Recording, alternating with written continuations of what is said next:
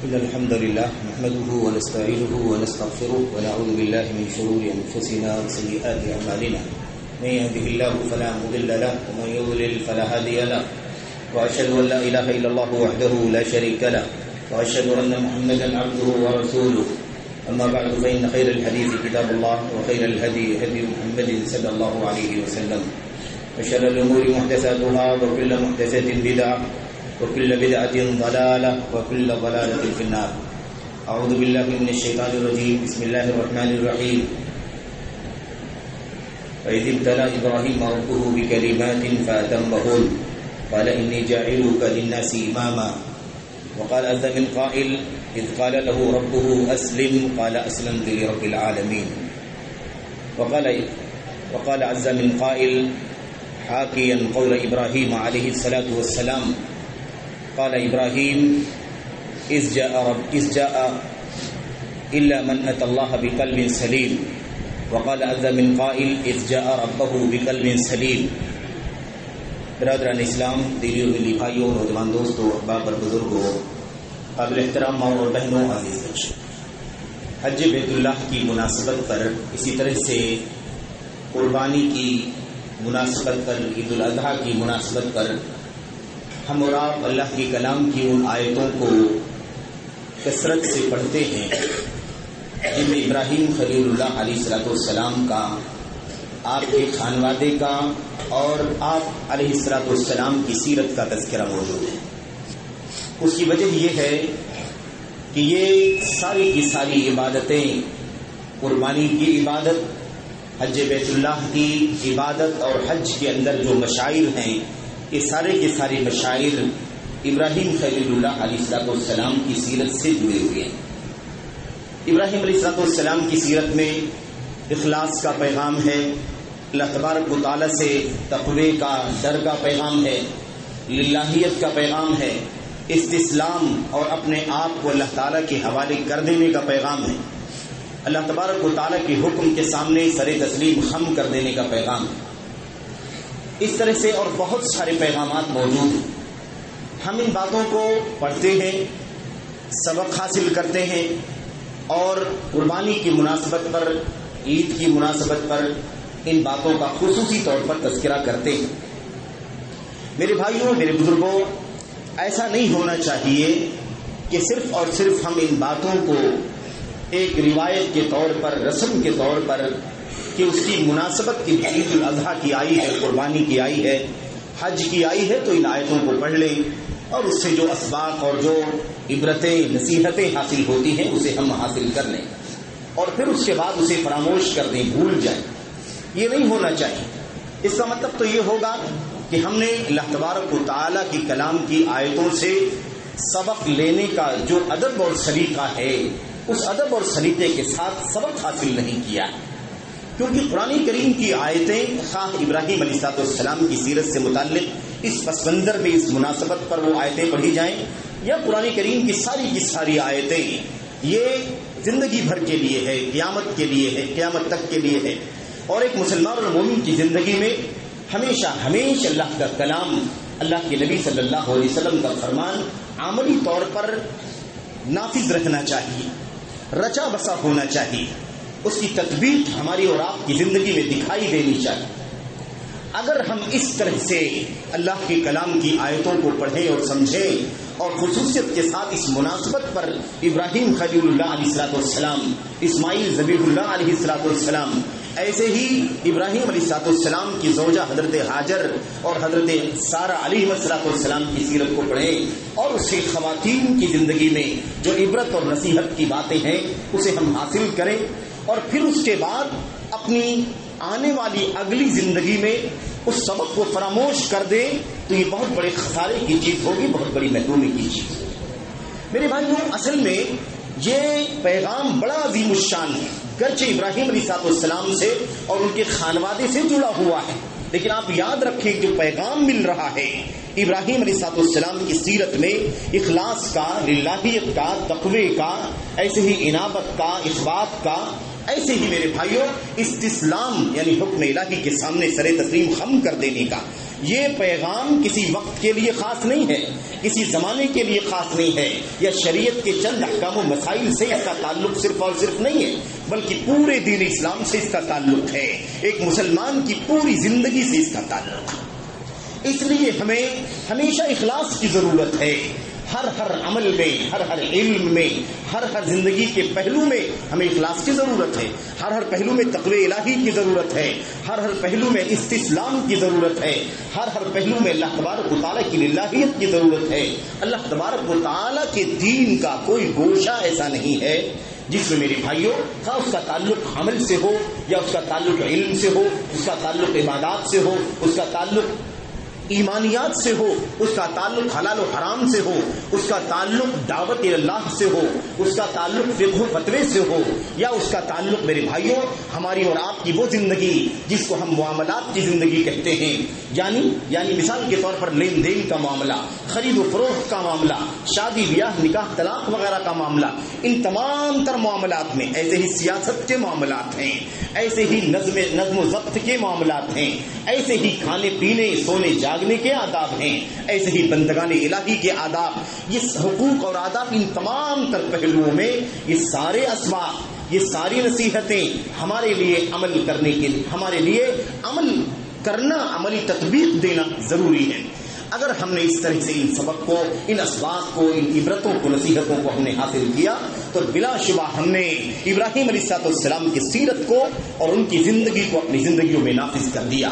اور اگر ایسا نہیں تو ابراہیم علیہ السلام کے بارے میں اللہ تبارک و تعالیٰ کا حکم ہے، قد كانت لكم أسوة حسنة في إبراهيم والذين آمنوا معه إذ قالوا لقومهم إنا براء منكم ومما تعبدون من دون الله كفرنا بكم وبدا بيننا وبينكم العداوة والبغضاء أبدا إلى آخر الآية۔ اللہ تبارک و تعالیٰ نے فرمایا یقیناً تمہارے لیے ابراہیم علیہ السلام کی زندگی میں عمدہ آئیڈیل ہے، اور ابراہیم علیہ السلام پر جو ایمان لانے والے ان کے سچے امتی تھے، ان کی زندگیوں میں تمہارے لیے آئیڈیل ہے۔ یہ عام حکم ہے میرے بھائیوں، یہ آئیڈیل ابراہیم علیہ السلام کی زندگی میں اور ان پر ایمان لانے والوں میں ہے۔ اب یہ آئیڈیل ہمیں قبول کر لینا ہے، اسے ہمیں لے لینا ہے، قربانی تک نہیں لینا ہے، ہمیں صرف حج بیت اللہ تک نہیں لینا ہے، بلکہ زندگی کے ہر گوشے میں، زندگی کے ہر موڑ پر اس اسوے کو اپنی زندگی کا حصہ بنانا ہے۔ تب جا کر کے ہم ابراہیم علیہ السلام کے اس حسین اور خوبصورت اسوے کو اپنی زندگی میں نافذ کرنے والے بنیں گے۔ میرے بھائیوں، ابراہیم علیہ السلام اللہ تعالیٰ کے چنندہ برگزیدہ پیغمبر اور نبی ہیں۔ اللہ تبارک و تعالیٰ نے انہیں مخلص کہا ہے، چنندہ ہیں، سلیکٹڈ ہیں، اور ابراہیم علیہ السلام اولو العزم انبیاء علیہ السلام میں سے ہے، اس لیے آپ کی زندگی عبرتوں سے، نصیحتوں سے بھری ہوئی ہے۔ اس حوالے سے مجھے چند باتیں آپ کے سامنے عرض کرنی ہیں۔ قربانی کی مناسبت ابھی ختم ہوئی، حج بیت اللہ کا موسم ابھی ختم ہوا۔ میرے بھائیوں، اب یہ ساری مناسبتیں ایک سال کے بعد آئیں گی، لیکن کیا اس کے بعد زندگی کے بقیہ جو ایام ایک سال مکمل ہونے تک جو ہے، کیا اس میں ابراہیم علیہ السلام کا اسوہ نہیں ہونا چاہیے؟ کیا اس میں ابراہیم علیہ السلام کی سیرت پر عمل نہیں ہونا چاہیے؟ کیا ابراہیم علیہ السلام کے بارے میں اللہ تبارک و تعالیٰ نے اپنے نبی علیہ السلام کو حکم دیا، ان اتبع ملت ابراہیم حنیفا، اے نبی محمد صلی اللہ علیہ وسلم آپ ابراہیم علیہ السلام کی ملت کی پیروی کیجیے، جیسے وہ ساری دنیا سے کٹ کر کے ایک اللہ کی طرف مائل ہونے والے تھے، ایسے ہی آپ سب سے کٹ کر کے ایک اللہ کی طرف مائل ہونے والے ہو جائیں۔ اب ہمیں یہ دیکھنا ہے کہ ہم نے قربانی کی ہے، قربانی کی مثال اس لیے پیش کرتے ہیں کیونکہ قربانی میں استطاعت کی وہ شرط نہیں ہے یا اس کا وہ حکم نہیں ہے جو حج بیت اللہ کا حکم ہے۔ حج بیت اللہ دین اسلام کا ستون ہے، رکن ہے، پلر ہے، اور وہ اسلام کے فرائض اور واجبات میں سے ہے، اور استطاعت کے شرط کے ساتھ وہ چیز فرض کی گئی، زندگی میں ایک بار فرض ہے۔ جبکہ قربانی کا مسئلہ یہ ہے کہ قربانی کی وہ حیثیت نہیں ہے، یعنی قربانی اسلام کا ستون نہیں ہے، قربانی اسلام کا پلر نہیں ہے، قربانی اسلام کے فرائض میں سے نہیں ہے، بلکہ سنتوں میں سے ہے، موقت سنتوں میں سے ہے، موقدات میں سے ہے، یعنی تاکیدی سنتوں میں سے ہے۔ یہ درجہ ہے قربانی کا اسلام کے اندر قربانی کی عبادت کا۔ میرے بھائیوں، میرے بزرگوں، اب سوال یہ پیدا ہوتا ہے کہ اگر ہم نے ابراہیم علیہ السلام اور اسماعیل کے جذبہ اخلاص کو اپنے دل میں بسایا اور اس لیے ہم نے قربانی کی، ہم نے جذبہ اخلاص کے ساتھ، جذبہ استسلام کے ساتھ، یعنی اللہ کے سامنے، اللہ کے حکم کے سامنے سر تسلیم خم کر دینے کا جو سبق ابراہیم علیہ السلام کے پیغام سے ملا، زندگی سے جو پیغام ملا، اس پر ہم نے عمل کرتے ہوئے قربانی ادا کی، قربانی کی میرے بھائیوں، کیونکہ ہم سب جانتے ہیں کہ ابراہیم اور اسماعیل علیہ السلام کی سیرت کی یادگار ہے یہ، اور یہ میراث ہے ابراہیم علیہ السلام کی۔ اللہ کے نبی صلی اللہ علیہ وسلم نے فرمایا تھا ایھا الناس قفوا عند مشاعرکم فانکم علی ارث من ارث ابیکم ابراہیم، اے لوگوں، ابراہیم علیہ السلام نے جو مشاعر تمہیں دیے ہیں ان مشاعر پر تم ٹھہرو، مشاعر پر رکو، کیونکہ تم ابراہیم علیہ السلام اپنے باپ ابراہیم علیہ السلام کے میراث میں سے ایک میراث پر قائم ہو۔ تو ابراہیم علیہ السلام کی میراث ہے کیا؟ یہ قربانی کا جو عمل ہم کر رہے ہیں ابراہیم علیہ السلام کی میراث ہے۔ ہم حج بیت اللہ کرنے کے لیے جاتے ہیں، اللہ تبارک و تعالیٰ کا گھر خانہ کعبہ کی گرد کئی چیزیں، مثال کے طور پر میرے بھائیوں، خانہ کعبہ کی گرد ہم اور آپ دیکھتے ہیں کہ وہاں پر مصلی ابراہیم علیہ السلام کے مقام ابراہیم موجود ہے، مقام ابراہیم موجود ہے، اسے ابراہیم علیہ السلام کی یادگار میں مصلی بنانے کا حکم دیا اللہ تبارک و تعالیٰ نے اس پر آیت کریمہ اتاری۔ اور ایسے ہی اور آگے بڑھیں گے تو مطاف، پورا کا پورا مطاف یہ مشاعر میں سے ابراہیم علیہ السلام کی، ایسے آگے بڑھیں گے تو مسعی صفا اور مروہ کے درمیان ابراہیم علیہ السلام کی سیرت کا یہ حصہ ہے۔ اس کے بعد منی ہے، مزدلفہ ہے، عرفات ہے میرے بھائیوں، ایسے ہی قربانی ہے، ایسے ہی جمرات کی رمی ہے جو ابراہیم علیہ السلام کی سیرت سے جڑی ہوئی ہے۔ یہ مشاعر ہیں ابراہیم علیہ السلام کے جو ہمارے باپ گزرے ہیں، اور ابراہیم علیہ السلام کو خصوصیت کے ساتھ ابو الانبیاء کہا جاتا ہے، انبیاء علیہ السلام کے باپ، کیوں؟ اس لیے کہ انہی کی اولاد میں حضرت اسحاق ہیں، انہی کی اور اسحاق کی اولاد میں حضرت یعقوب ہے، اور یعقوب علیہ السلام کی نسل سے بڑی تعداد میں انبیاء علیہ السلام دنیا میں تشریف لائے، جبکہ دوسرے بیٹے اسماعیل علیہ السلام کی نسل سے صرف اور صرف محمد رسول اللہ صلی اللہ علیہ وسلم نبی بنائے گئے، رسالت کا منصب آپ کو دیا گیا۔ میرے بھائیوں، میرے بزرگوں، تو یہ ابراہیم علیہ السلام کی یادگار ہے۔ اب ہم نے ابراہیم کے اخلاص، اسماعیل کے اخلاص، ابراہیم علیہ السلام کے استسلام، اسماعیل علیہ السلام کے استسلام کو ہم نے عملی جامہ پہناتے ہوئے ہم نے 20,000 50,000 1 لاکھ 2 لاکھ 3 لاکھ کی قربانیاں ہم نے پیش کر دی ہیں۔ تو میرے بھائیوں، سوال یہ پیدا ہوتا ہے کہ اگر یہ سبق ابراہیم علیہ السلام کی سیرت سے ہم نے لیا ہے، اس لیے ہم نے قربانی کی ہے، تو بھلا یہ ہمیں جواب دینا ہوگا کہ ہم اللہ تبارک و تعالیٰ سے قریب ہونے کے لیے قربانی سے بڑا کام جو ہے، قربانی سے بڑی عبادت جو اللہ تبارک و تعالیٰ کو اس سے کئی گنا زیادہ عزیز اور پیاری ہے، نماز کی فرائض کی پابندی ہم کیوں نہیں کرتے؟ اگر ہم مخلص ہیں ابراہیم علیہ السلام کی اس زندگی کو اپنی زندگی میں نافذ کرنے میں، استسلام کا جذبہ ہے، یعنی للہیت کے ساتھ حکم الہی کے سامنے جھک جانے میں سچے ہیں، تو ہمیں اللہ تبارک و تعالیٰ کو راضی کرنے کے لیے ان جانوروں پر چھری چلانے سے پہلے 5 وقتہ نمازوں کی پابندی کرنا ضروری ہے۔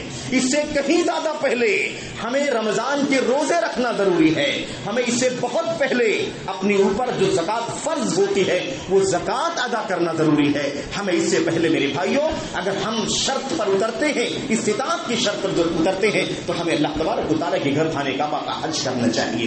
کیا وجہ ہے میرے بھائیوں کہ ہمارے بہت سارے مسلمان بھائی ایسے ہیں جو قربانی میں تو بڑی دھوم دھام کا ثبوت دیتے ہیں، بڑے دھوم دھام سے قربانیاں کرتے ہیں، 15 دن، مہینہ، 1.5 مہینہ، 2 دن، 10 دن، جتنا بھی انہیں حیثیت ہوتی ہے وہ قربانی کی جانوروں کو لاتے ہیں۔ کوئی 1 لاکھ کا لا رہا ہے، کوئی 2 لاکھ کا لا رہا ہے، کوئی اس سے زیادہ، کوئی اس سے کم۔ سوال یہ پیدا ہوتا ہے کہ یہ قربانی ہم کیوں کرتے ہیں؟ نہ تو ریاکاری کے لیے قربانی کر رہے ہیں، نہ تو گوشت خوری کے لیے قربانی کر رہے ہیں، کیونکہ قربانی اللہ تبارک و تعالیٰ کی عبادت کے لیے ہے، اللہ تبارک و تعالیٰ کی بندگی کے لیے قربانی ہم کرتے ہیں۔ ہیں تاکہ قربانی کر کے اللہ سے قریب ہو جائیں، قربانی کر کے اللہ کے محبوب بن جائیں، قربانی کر کے جو صلہ اللہ تبارک و تعالیٰ نے ابراہیم علیہ السلام کو عطا فرمایا تھا وہ صلہ ہمارے اخلاص کے نتیجے میں، استسلام کے نتیجے میں اللہ تبارک و تعالیٰ ہمیں بھی عطا فرمائے۔ تو اگر اللہ سے قریب ہونے کے لیے ہم قربانی کر رہے ہیں، جانور ذبح کر رہے ہیں، تو ہمیں اللہ سے قریب ہونے کے لیے کیا نماز اس سے پہلے نہیں پڑھنا چاہیے؟ کیا ہمیں اس سے پہلے روزہ نہیں رکھنا چاہیے؟ کیا ہمیں اس سے پہلے زکوٰۃ نہیں دینا چاہیے؟ کیا اس سے پہلے ہمیں حج بیت اللہ نہیں کرنا چاہیے؟ میرے بھائیوں، حج بھی مال کی عبادت ہے، قربانی بھی مال کی عبادت ہے، لیکن یاد رکھیں کہ ان دونوں مالی عبادتوں سے پہلے زکوٰۃ جو فرض ہے ایک انسان کے اوپر، مسلمان کے اوپر، وہ بھی مالی عبادت ہے۔ ایک مثال کے ذریعے سمجھیں کہ اگر واقعی مخلص ہیں ہم قربانی کرنے میں تو ہمیں نماز میں بھی مخلص ہونا چاہیے، نماز کی پابندی کرنی چاہیے، ہمیں زکوٰۃ میں مخلص ہونا چاہیے، اللہ تعالیٰ کے اوپر، اللہ تعالیٰ کی طرف سے اپنے اوپر فرض زکوٰۃ کو ادا کرنا چاہیے۔ ہم کیوں نہیں کرتے ہیں میرے بھائیوں؟ کتنے ہمارے بھائی ہیں جو قربانی 2 لاکھ روپے کی کرتے ہیں لیکن ان کے اوپر اپنے مال کی 2.5 2.5% کے حساب سے اگر ان کے سارے مال کی زکوٰۃ 1 لاکھ روپے نکلتی ہے تو وہ 1 لاکھ روپیہ زکوٰۃ دینے کے لیے تیار نہیں ہے۔ ایسا تو نہیں ہے کہ اس کے پیچھے کہیں یہ گوشت خوری کا نظریہ دل میں آ گیا ہے، کہیں ریاکاری کا تو کوئی مسئلہ نہیں پیش آ رہا ہے جس کی وجہ سے ہم قربانی کے جانور لانے کا جذبہ رکھتے ہیں، اسے ذبح کرنے کا جذبہ رکھتے ہیں اور اسے ذبح کر کے اس کے گوشت کو کھانے کھلانے بانٹنے کا جذبہ رکھتے ہیں، لیکن زکوٰۃ جو اللہ تبارک و تعالیٰ کی فرض ہے اس سے بہت پہلے ہم وہ زکوٰۃ کیوں نہیں دیتے ہیں میرے بھائی؟ سوال پیدا ہوتا ہے۔ آپ اس بات کو سمجھیں کہ اگر 2.5 کے حساب سے زکوٰۃ واجب ہوتی ہے ایک مسلمان کے اوپر تو 1 لاکھ روپے میں 2,500 روپے زکوٰۃ واجب ہوتی، 1 لاکھ روپے میں 2,500 روپے۔ میرے بھائیوں، آپ اندازہ لگا لیجئے کہ اگر 1 لاکھ روپے کی کوئی قربانی کرتا ہے تو 1 لاکھ روپے زکوٰۃ واجب ہونے کے لیے آدمی کے پاس کتنی دولت ہونی چاہیے جس پر سال گزرا ہوا؟ اتنے سارے مال پر جب 1 لاکھ روپے زکوٰۃ واجب ہوتی ہے جو دین اسلام کا ستون ہے، دین اسلام کا پلر ہے، لیکن مسلمان اسلام کا نام لینے والا، اسلام کا دعوے دار اس زکوٰۃ کو ادا کرنے کے لیے تیار نہیں ہوتا ہے، سال ہر سال زکوٰۃ نہیں دیتا ہے، لیکن جب قربانی کا موقع آتا ہے تو 2 لاکھ روپے کی بکری لا کر کے قربانیاں کرتا ہے۔ مجھے بتاؤ، اپنے گریبان میں جھانک کر کے ہر آدمی دیکھے، میں اپنی گریبان میں جھانک کر کے دیکھوں، ہر آدمی اپنے گریبان میں جھانک کر کے دیکھے کہ کیا واقعی قربانی کرنے میں مخلص ہے؟ اگر واقعی مخلص ہے تو اسے اس سے بہت پہلے زکوٰۃ ادا کرنا ضروری ہے۔ زکوٰۃ ادا نہ کرنے کی وجہ سے اسلام سے باہر بھی ہونے کا خطرہ ہے۔ لیکن ایک مسلمان اگر قربانی کبھی نہ کرے میرے بھائیوں، کیا اس پر یہ حکم لگے گا کہ اسلام سے باہر ہو گیا ہے؟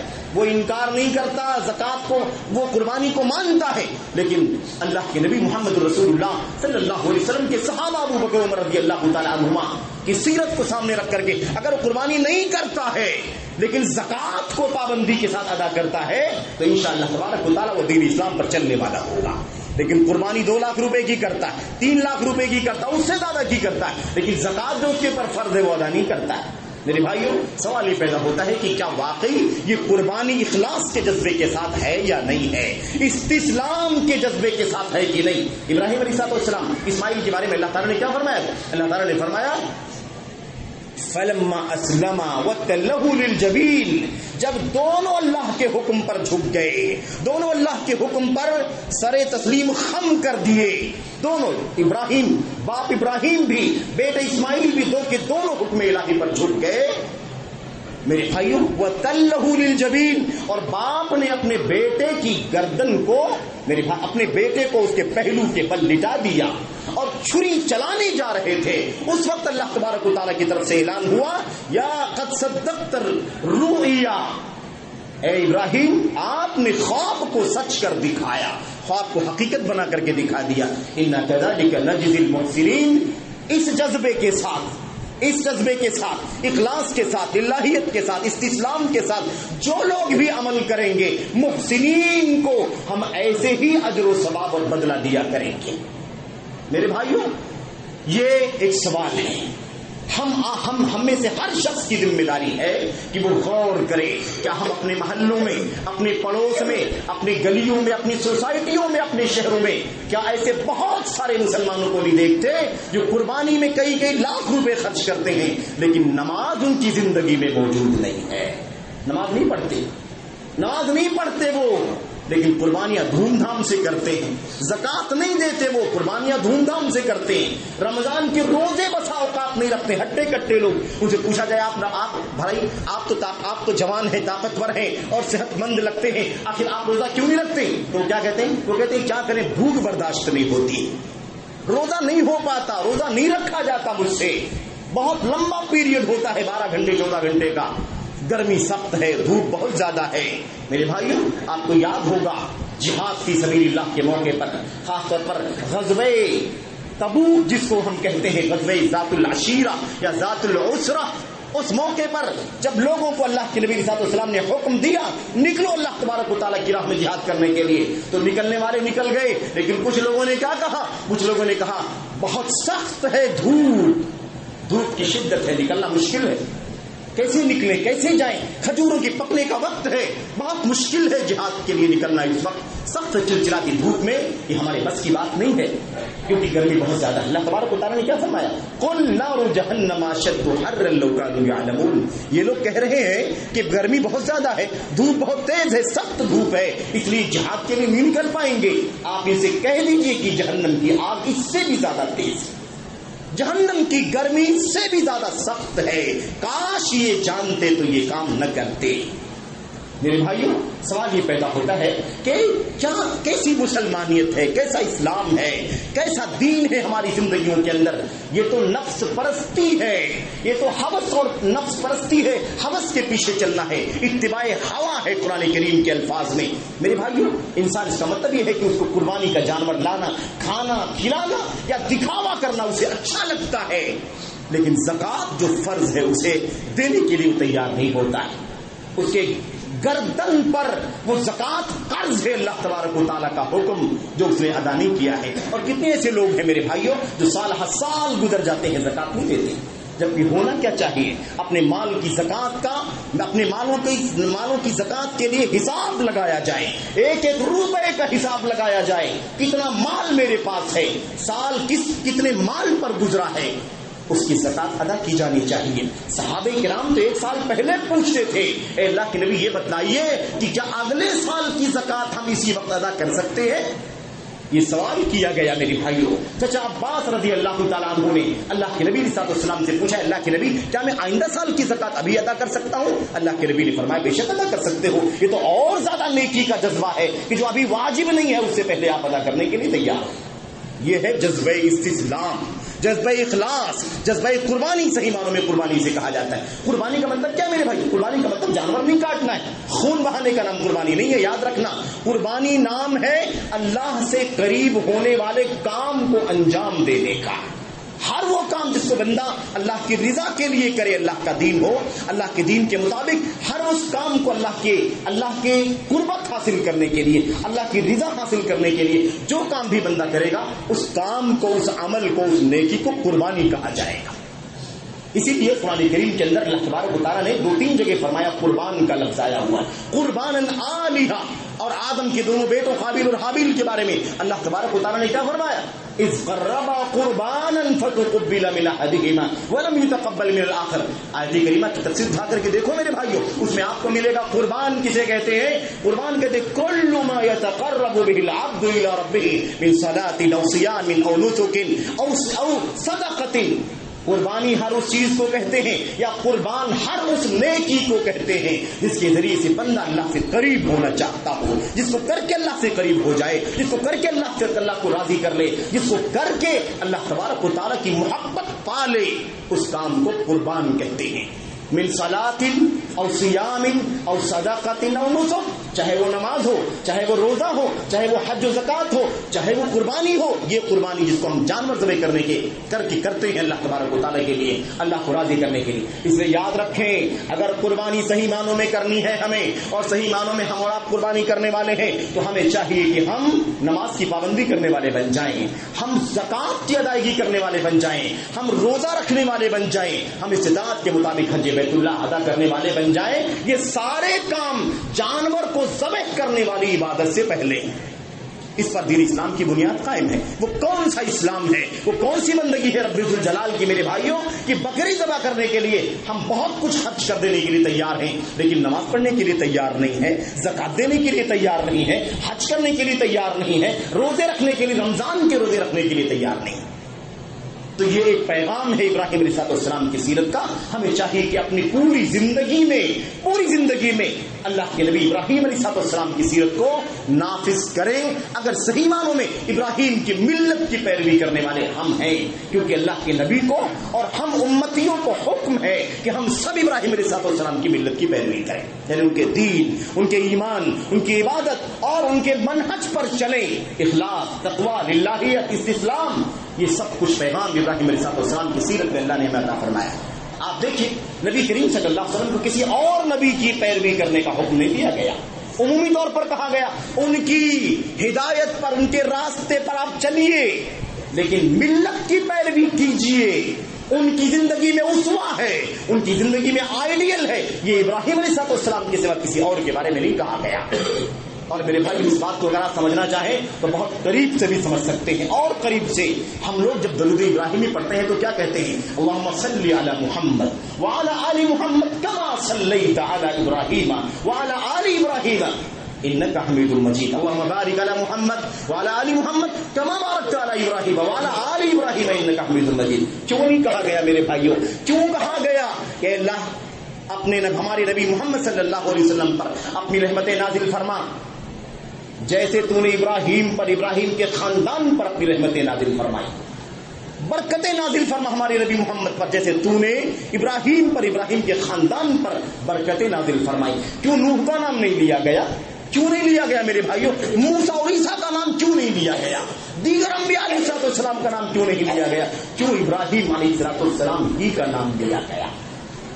یہ سبق ہے, یہ پیغام ہے میرے بھائیوں, میرے بزرگوں, کہ اس امت کا رشتہ کتنا گہرا ہے ابراہیم علیہ السلام کی سیرت سے, ان کی اسوے سے. میرے بھائیوں اچھا اس کے بعد مجھے ایک دو باتیں اور آپ سے عرض کرنی ہے. وہ یہ ہے کہ یہ تو ساری باتیں جو ہم کر رہے ہیں, ان سب کا تعلق کس سے ہے میرے بھائیوں؟ ان سب کا تعلق عمل سے ہے. عمل کی ہم بات کر رہے تھے, لیکن اگر ہم نے عمل ہی تک محدود کر دیا ابراہیم کے اسوے کو, ابراہیم کے اخلاص کو, ابراہیم کے استسلام کو, تو ہم نے ابراہیم کے اسوے کو بہت سمیٹ کر کے بہت محدود کر دیا, کم کر دیا. ہمیں چاہیے کہ زندگی کے ہر موڑ پر ابراہیم کا اسوہ ہمارے سامنے رہے. علم کے میدان میں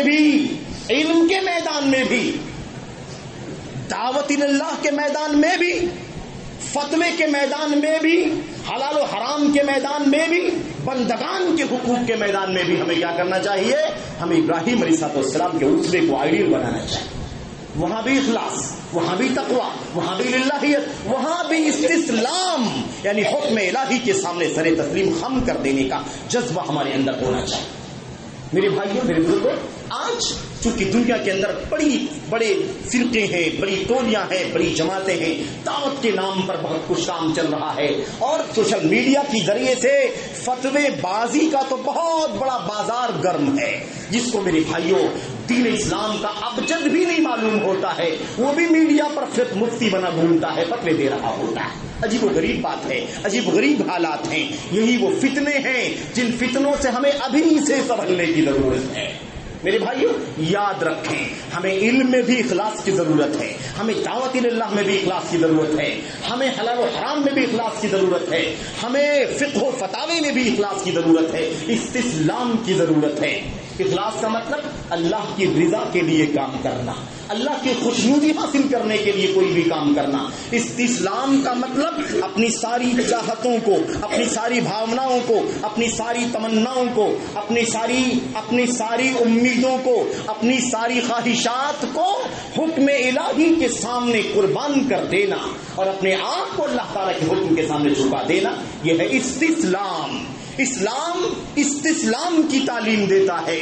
ہم اسلام کے ماننے والے مسلمان ہیں. مسلمان کا مطلب کیا ہوتا ہے؟ مسلمان یعنی کلمہ پڑھنے کے بعد اب یہ مسلمان اپنے رب کے حکم کے سامنے اور اپنے نبی کے حکم کے سامنے سر تسلیم خم کر دے گا, اپنے اپنی چاہتوں کو، اپنی منمانی، اپنی چاہت، اپنے ارادے، اپنی خواہشات کو وہ قربان کرے گا، صرف اور صرف اللہ کے حکم کی جستجو کرے گا اور اس کے نبی محمد رسول اللہ صلی اللہ علیہ وسلم کی سنت کی تلاش کرے گا. یہ معنی ہے اس اسلام کا. اب میں آپ سے یہ کہہ رہا تھا کہ آج دعوت کا میدان بجے عجیب و غریب پھیلتا چلا جا رہا ہے. اس میں بڑی مشکلات ہیں میرے بھائیوں، اور آپ کو معلوم ہے نا دعوت کا کام انبیاء علیہ الصلوۃ والسلام کے آئیڈیل پر ہونا چاہیے. یہ دعوت کا کام جو ہم کر رہے ہیں یہ کس کا آئیڈیل ہے؟ انبیاء علیہ الصلوۃ والسلام کا منہج ہے، منہج انبیاء. ابراہیم علیہ الصلوۃ والسلام نے دعوت کا کتنا بڑا کام کیا میرے بھائیوں. اپنے باپ کو، اپنی قوم کو، وقت کی حکومت کو، بادشاہ کو، عوام کو، خواص کو، سب کو دعوت توحید پیش کیا.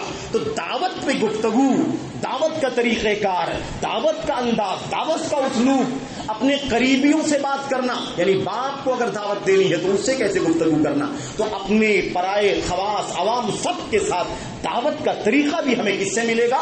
ابراہیم خلیل اللہ علیہ الصلوۃ والسلام سے ہمیں ملے گا. اور ابراہیم علیہ الصلوۃ والسلام کے علاوہ سارے انبیاء علیہ الصلوۃ والسلام جو اللہ تبارک و تعالیٰ کی طرف سے میرے بھائیوں اپنی امتوں کو پیغام دے کر کے انہیں بھیجا گیا کہ انہیں اللہ کا پیغام پہنچاؤ. ان سب کے منہج کے مطابق ہمیں دعوت کا کام کرنا ہے. ان سب کے منہج کے مطابق ہمیں اور قیامت تک آنے والی ساری انسانیت کو، جو اس امت کے لوگ ہیں، سب کو اسی نقش قدم پر چلنا ہے. کیونکہ فَبِهُدَاهُ مُقْتَدِهْ، نبی کریم صلی اللہ علیہ وسلم کو کہا گیا آپ ان انبیاء علیہ الصلوۃ والسلام کے طریقوں کو اختیار کیجیے، ان کی ہدایت پر، ان کی راہ پر چلیے. اسی لیے سمجھانے کے لیے دعوت کے معاملے میں ہمارے سامنے اللہ تبارک و تعالیٰ نے قرآن کریم کی آیتوں میں ابراہیم علیہ السلام کی مثال، نوح علیہ السلام کا دعوتی طریقہ، حضرت موسیٰ کی دعوت کا طریقہ، حضرت عیسیٰ کی دعوت کا طریقہ، ساری مثالیں اللہ تبارک و تعالیٰ نے پیش کی ہیں تاکہ ہم دعوت کو نبوی منہج کے مطابق، انبیائی مشن کے مطابق آگے بڑھائیں. یہ ہماری اور آپ کی ذمہ داری میرے بھائیوں.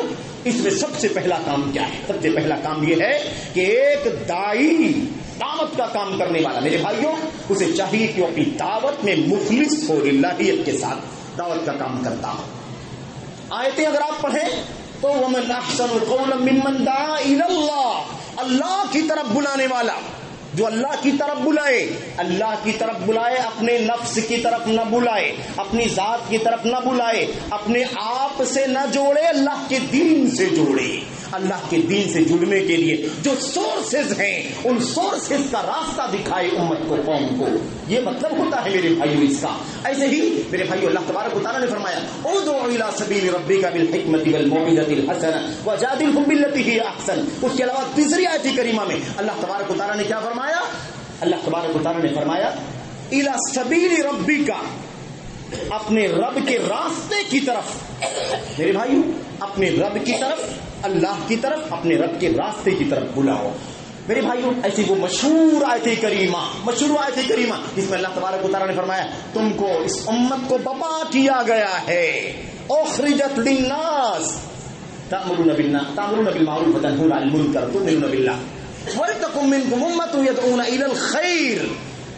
تم میں سے ایک جماعت ایسی ہونی چاہیے جو خیر کی طرف دعوت دینے والی ہو.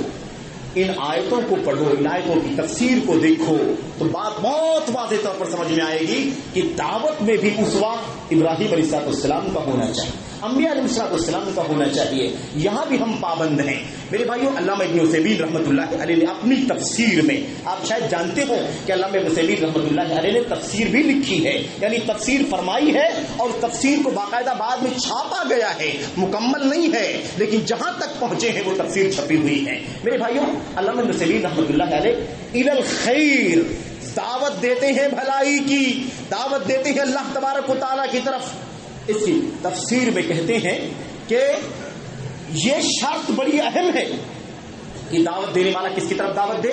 خیر کی طرف. خیر کیا ہے؟ اللہ کا دین، اللہ کی کتاب، نبی کی سنت، حلال ہے نا، جو کچھ حرام کو حرام، حلال کو حلال، جائز کو جائز، ناجائز کو ناجائز، جو کچھ بھی ہے اللہ کے دین میں وہ کیا ہے؟ خیر و بھلائی، اس کی طرف بلانا چاہیے. ابن عثیمین فرماتے ہیں رحمت اللہ علیہ، وہ کہتے ہیں کتنے ایسے لوگ ہیں جو الی الخیر، خیر کی طرف نہیں بلاتے ہیں بلکہ یدعو الی نفسہ، اپنی ذات کی طرف بلاتے ہیں. کہتے ہیں اس کی پہچان کیا ہے؟ پہچان کیا؟ پہچان بیان کرتے ہوئے کہتے ہیں اس کی علامت یہ ہے کہ جو دائی اپنی ذات کی طرف بلاتا ہے یا اپنے ٹرسٹ کی طرف بلاتا ہے، اپنے مرکز کی طرف بلاتا ہے، اپنی منمانی جس کو بڑا اور اونچا سمجھتا ہے اس کی طرف بلاتا ہے، اس کی پہچان کیا ہے کہ اللہ کی طرف بلاتا ہے یا ان چیزوں کی طرف بلاتا ہے؟ اس کی پہچان یہ ہے کہ اگر وہ دعوت دیتا ہے اور اس کی دعوت میں کوئی رکاوٹ آتی ہے تو اس رکاوٹ کے موقع پر اس کا رخ اور اس کا رویہ دیکھنے کی ضرورت ہوتی ہے۔ اگر کوئی بات وہ حق کی کہتا ہے تب تو ٹھیک ہے، اس کی بات مان لی جائے، لیکن اگر وہ کوئی بات حق کے علاوہ کہتا ہے، باطل کہتا ہے، اور لوگ اس کو ٹوکتے ہیں کہ تمہاری یہ بات حق نہیں ہے، باطل ہے، تب بھی وہ اس پر اڑا رہتا ہے، اس سے باز نہیں آتا۔ یہ سب سے بڑی پہچان بیان فرمائی۔ یہ پہچان ہے کہ آدمی اپنے نفس کی طرف بلاتا ہے، اللہ تبارک و تعالیٰ کی دین کی طرف نہیں بلاتا ہے۔ اللہ کی دین کی طرف بلاتا تو کیا کرتا؟ فوراً اپنی غلطی تسلیم کر لیتا، اپنی غلطی کا اعتراف کر لیتا، اپنی خطا کو تسلیم کر لیتا اور رجوع کر لیتا۔ یہ سب سے بڑا مسئلہ ہے میرے بھائیوں، میرے بزرگوں، دعوت کے میدان میں کہ دعوت الی اللہ ہو رہی ہے یا دعوت الی النفس ہو رہی ہے، اس کی پہچان کرنے کے لیے۔ اور آپ کو اللہ کے کلام کی بہت ساری آیتیں اس حوالے سے ملیں گی، نبی کریم صلی اللہ علیہ وسلم کی کئی حدیثیں اس حوالے سے آپ کو ملیں گی۔ ایسے ہی آج کے اس دور میں فتاوے بڑے عجیب و غریب سنائی دے رہے ہیں میرے بھائیوں۔ آپ دیکھ ہی رہے ہیں کتنے ایسے لوگ ہیں جو اس بات کا فتویٰ آج سوچ میڈیا کے ذریعے سے بھی دے رہے ہیں، اپنی تحریروں میں تو دے ہی رہے ہیں، آج میڈیا جس کا میدان بڑا کشادہ ہے وہاں سے بھی فتویٰ دے رہے ہیں۔ کوئی فتویٰ دے رہا ہے کہ سود حلال ہے، سود جائز ہے، سود حرام نہیں ہے، اور اس کو منوانے کے لیے، باور کرنے کے لیے بڑی ایڑی چوٹی کا زور لگا رہا ہے۔ یعنی سود کے جس کی حرمت متفق علیہ ہے اللہ تبارک و تعالیٰ کی دین میں، اس کو حلال کرنے کے فتوے دیے جا رہے ہیں۔ پردے کا مسئلہ ہے، چہرے کے حجاب کا مسئلہ ہے، گرچہ اختلاف ہے لیکن دلائل کے روح سے جو مسئلہ متفق علیہ ہے میرے بھائیوں، اس کے خلاف آج اٹھ کر کے لوگ میڈیا پر آ رہے ہیں اور کہہ رہے ہیں کہ چہرے کا پردہ نہیں ہے، عورت کو پردہ نہیں کرنے کی ضرورت ہے، عورت پر پردہ لازم کرنا یہ ان کے حق کو چھیننا ہے، ان کی آزادی کو سلب کرنا ہے۔ اور آپ دیکھ رہے ہیں بڑا اس وقت آندولن چل رہا ہے بعض ممالک کے اندر۔ خیر میرے بھائیوں، ان کی بات ہم نہیں کر رہے، ہم اپنی بات کر رہے ہیں، سنت سے نسبت رکھنے والوں کی ہم بات کر رہے ہیں کہ کیا رویہ چل رہا ہے۔ ایسے ہی کتنے مسائل ہیں۔ عورت کی امامت کا مسئلہ تو آپ سنتے رہتے ہیں کہ عورت کی امامت کا مسئلہ بھی اٹھایا گیا کہ عورت امامت کر سکتی ہے، مردوں کی بھی امامت کر سکتی ہے۔ میرے بھائیو، اس طرح کے کتنے فتاوے ہیں صبح شام جو عام ہوتے رہتے ہیں، ان سب کا یہاں تذکرہ کرنا مقصد نہیں ہے۔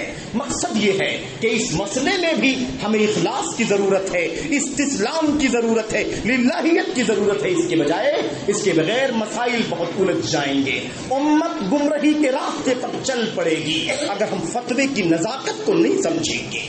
فتویٰ کیا ہے میرے بھائیوں؟ فتویٰ بڑا نازک ہے۔ آپ کو بتاؤں فتویٰ کیا چیز ہے؟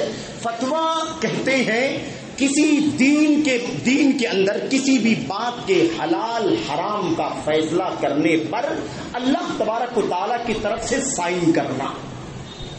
کوئی سائن کرے اللہ کی طرف سے کہ یہ کام حلال ہے، کوئی سائن کرے کہ یہ کام حرام ہے، سائن کہے حلال ہے اور سائن اللہ کی طرف سے کہے کہ میں سائن کرتا ہوں اللہ کی طرف سے کہ حلال ہے۔ کسی مسئلے کے بارے میں کہے کہ حرام ہے، حکم لگائے حرام کا اور اللہ کی طرف سے سائن کر دے۔ کیوں؟ اس لیے کہ حلال اور حرام کا اختیار کس کو ہے؟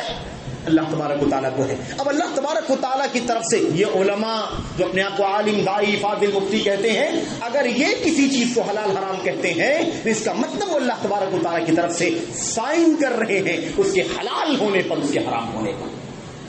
کتنی بڑی ذمہ داری ہے بھائی، بتاؤ ذرا، کتنا مشکل کام ہے یہ۔ اسی لیے امام ربیعۃ الرائے، اچھا ان سے پہلے باتیں تو لمبی ہو جائیں گی، امام ربیعۃ الرائے سے پہلے حضرت رسول کریم صلی اللہ علیہ وسلم کے بارے میں آپ جانتے ہیں نا، من افتی بغیر علم، من افتی بغیر علم،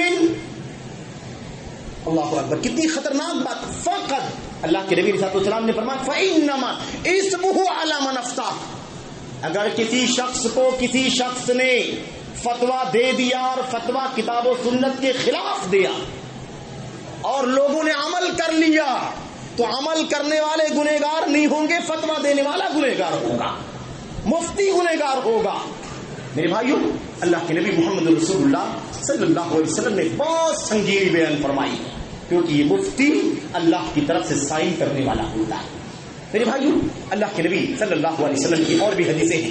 خیر وہ ساری باتیں آپ کے سامنے بھی پیش کرنا ہے. امام مالک رحمۃ اللہ علیہ کو ہم سب جانتے ہیں. ان کے استاد امام ربیعہ، جن کو ربیعۃ الرائے کے نام سے جانا جاتا ہے، ایک شخص ان کے پاس آیا اور روایت کو ابن عبد البر نے اپنی کتاب کے اندر اور دیگر محدثین نے اپنی مورخین نے اپنی کتابوں کے اندر صحیح سند کے ساتھ نقل فرمایا. امام ربیعۃ الرائے کے پاس جو امام تھے، امام مالک رحمۃ اللہ علیہ کے استاد تھے، ان کے پاس ایک شخص آیا مسئلے پوچھنے کے لیے، سوال کرنے کے لیے، فتویٰ پوچھنے کے لیے آیا.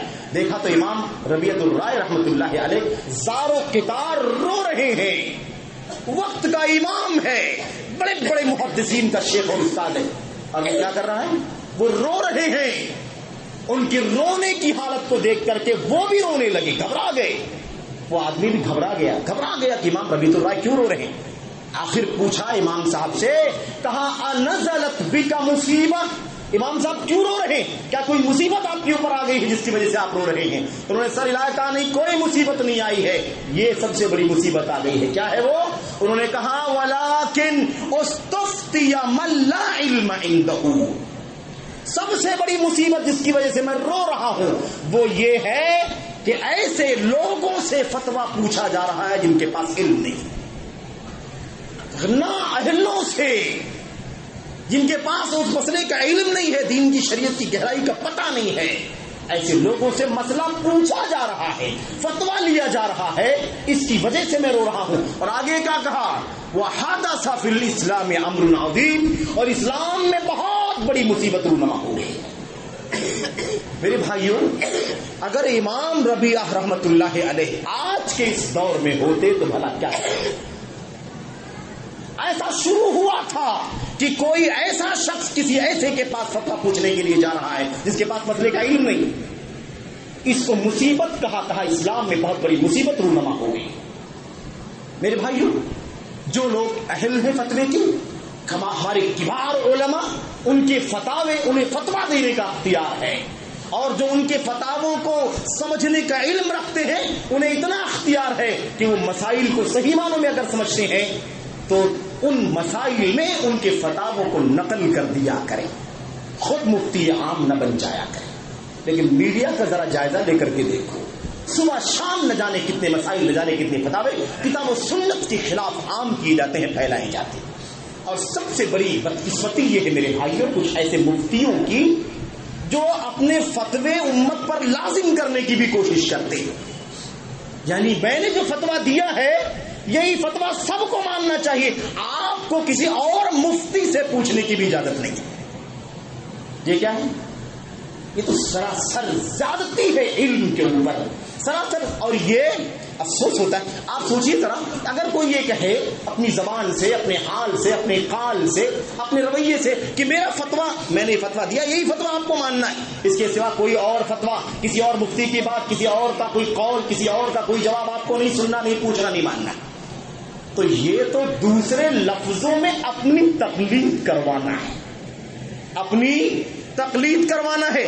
اگر آپ کی میری تقلید کرنا ہے تو مجھ سے پہلے ہزاروں گزر چکے ہیں جن کی تقلید کرنا جائز ہونا چاہیے. کیا جرم ہے میرے بھائیوں ائمہ کا ان کی تقلید نہیں کر سکتے اور اپنی تقلید ہم کریں؟ یہ خطرناک رویہ ہے میرے بھائیوں امت کا کہ امت پر لازم کیا جائے، اجباری کیا جائے کہ فتاوے آپ ہم سے ہی لیں گے.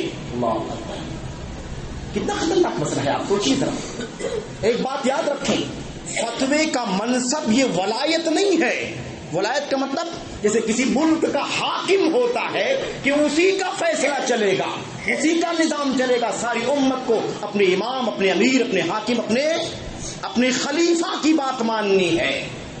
یہ وہ منصب نہیں ہے، بلکہ یہ کسی بھی اسلامی ملک میں، غیر اسلامی ملک میں جو علماء اس کی اہلیت رکھتے ہوں، فقہ میں، تفسیر میں، فتاوے میں، اصول حدیث میں، اصول فقہ میں، عربی زبان میں، ادب میں، بلاغت میں اور سیرت صحابہ میں، سیرت تابعین میں گہری معلومات رکھتے ہو اور اسلام کے نصوص پر، اسلام کے دلائل پر گہری نظر ہو ان کی، ایسے لوگوں کو اختیار ہے، ایسے لوگوں کو حق پہنچتا ہے کہ دین اسلام کے مسائل میں فتویٰ دیں اور لوگوں کی رہنمائی کریں۔ میرے بھائیوں، میرے بزرگوں، اور اس سلسلے کو، اس مسئلے کو امام ابن تیمیہ رحمۃ اللہ علیہ نے، ابن القیم رحمۃ اللہ علیہ نے اور دیگر بہت سارے لوگوں نے میرے بھائیوں اس مسئلے کو بڑی تفصیل سے بیان کیا ہے کہ کیا کسی مسئلے میں کوئی فتویٰ دیتا ہے تو وہ اپنے فتوے پر سارے لوگوں کو مجبور کر سکتا ہے، ہرگز مجبور نہیں کر سکتا، بلکہ کسی مسئلے میں 2 فتوے ہو، 3 فتوے ہو، 4 فتوے ہو تو ایسی صورت میں اسے کیا کرنا چاہیے؟ اسے یہ دیکھنا چاہیے کہ کون سا فتویٰ دلائل سے قریب تر ہے، اس فتوے پر اسے عمل کرنا چاہیے۔ یہاں اس کے لیے جائز نہیں ہے کہ جو آسان لگے اسے لے لے، یا جو مشکل لگے اسے لے لے، یا جو اس کی طبیعت کے قریب ہو اسے لے لے، یا وہ کسی کا فین ہے، کسی کو فالو کرتا ہے اس کا فتویٰ لے لے۔ یہ حرام ہوگا اسلام کے اندر۔ اس کا مطلب یہ ہوگا کہ اللہ کے دین کو اللہ کے دین کے سورسز سے لینے کے بجائے کسی اور طریقے سے، کسی اور نظریے سے وہ لے رہا ہے۔ میرے بھائیوں، اللہ تبارک و تعالیٰ کا دین ہمیں اسلام کی تعلیم دیتا ہے، یعنی استسلام کی تعلیم دیتا ہے۔ مفتی کو چاہیے کہ اللہ کے حکم کے سامنے جھک جائے، اللہ کے فرمان پر جھک جائے، اللہ کے نبی صلی اللہ علیہ وسلم کے صحابہ، تابعین، تبع تابعین کے نقش قدم پر جو فتاوے ہیں ان فتاوے کو نقل کرے، اپنی طرف سے منمانی کوئی فتویٰ نہ دے۔ کسی ایسے مسئلے میں جس مسئلے میں کوئی سلف نہ ہو، اس بارے میں اپنا کوئی نظریہ پیش کرنا کسی انسان کے لیے جائز نہیں۔ ایسی بات نہ بولو جس بات میں تمہارا کوئی سلف نہ ہو۔ اتنی سختی ہے اللہ تبارک و تعالیٰ کے دین کے اندر۔ اگر ایسا نہ ہوتا تو مچھلی بازار بن جاتا، جو جیسے چاہتا اپنے حساب سے بولتا کرتا۔ میرے بھائیوں، میرے بزرگوں، تو یہ بڑا خطرناک مسئلہ ہے۔ استسلام کا پیغام صرف قربانی تک نہیں، استسلام کا پیغام جانور ذبح کرنے تک نہیں، استسلام کا اخلاص کا پیغام صرف حج بیت اللہ تک نہیں، بلکہ اسلام کا پیغام عمل کے آگے بڑھ کر کے علم کے میدان میں بھی ہونا چاہیے، دعوت کے میدان میں بھی ہونا چاہیے، فتوے کے میدان میں بھی ہونا چاہیے۔ آج عجیب و غریب رویہ ہے میرے بھائیوں، میدان ہم دعوت کا میڈیا پر دیکھتے ہیں کیسی کیسی صورتحال ہے۔ لوگ اپنا فیور کرانے کے لیے، اپنی مقبولیت کے لیے، اپنے آپ کو فالو کرانے کے لیے، لوگوں کو اپنے سے جوڑنے کے لیے بہت ساری باتیں کرتے ہیں۔ نبی کریم محمد رسول اللہ صلی اللہ علیہ وسلم کی وہ حدیث، آخری بات میں عرض کر رہا ہوں، ترمذی وغیرہ کی وہ روایت جسے صحیح حسن کا حکم لگایا گیا ہے۔ اللہ کے نبی صلی اللہ علیہ وسلم نے فرمایا، اللہ کے نبی فرمایا، من ابتغى العلم یا من تعلم العلم لیماری به السفهاء او لیجاری به العلماء او لیجاری به السفهاء او لیصرف وجوه الناس الیہ ادخلہ اللہ النار۔ اللہ کے نبی صلی اللہ علیہ وسلم نے فرمایا، جو شخص اس لیے علم حاصل کرے، اس لیے علم کی تلاش کرے تاکہ علماء سے جھگڑا کرے، علماء سے بحث و مباحثہ کرے، علماء سے مناظرے کرے، علماء سے میرے بھائیوں جنگ و جدال کرے، اور سفہاء یعنی نادان، کم عقل، کم علم لوگوں پر اپنی برتری ثابت کرے، فخر ثابت کرے، اپنے آپ کو اونچا ثابت کرے، یا لوگوں کا چہرہ اپنی طرف پھیرنے کی کوشش کرے، اپنی طرف پھیرنے کی نیت سے علم حاصل کرے، ادخلہ اللہ النار، ایسے شخص کو اللہ تبارک و تعالیٰ جہنم میں داخل فرمائے۔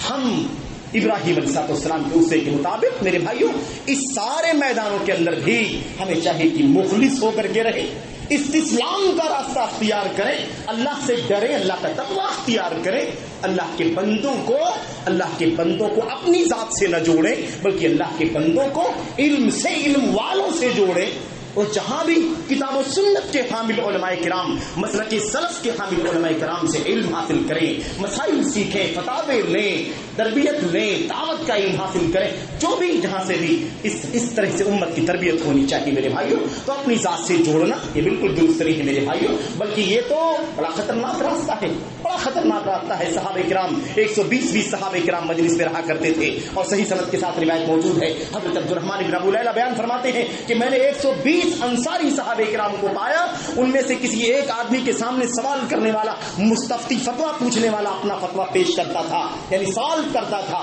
وہ دیکھتا تھا کہ مجلس میں اس سے بڑے علم والے بھی موجود ہیں, وہ کہتا تھا ان سے مسئلہ پوچھ لو. ان کے پاس جب جاتا مسئلہ پوچھتا سوال, تو وہ کہتا کہ مجلس میں مجھ سے زیادہ بڑے علم والے موجود ہیں, ان سے جا کر کے مسئلہ پوچھو. دو باتیں, ایک تو مجھ سے زیادہ علم والے موجود ہیں, دوسرے اپنے آپ کو فتویٰ دینے کی مشکل میں ڈالنے سے بچانا, کیونکہ فتویٰ دینا اللہ کی طرف سے سائن کرنا ہے.